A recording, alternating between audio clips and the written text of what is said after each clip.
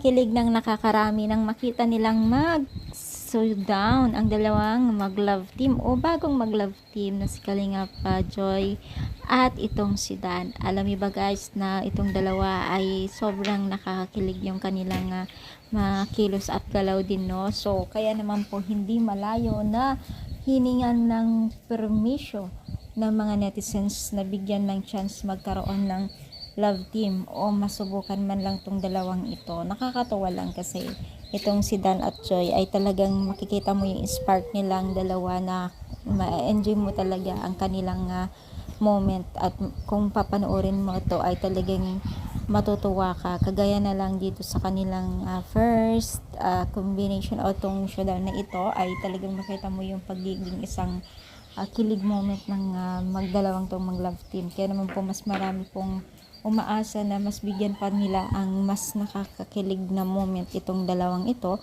sa mga netizens o mga taga-supporters nila.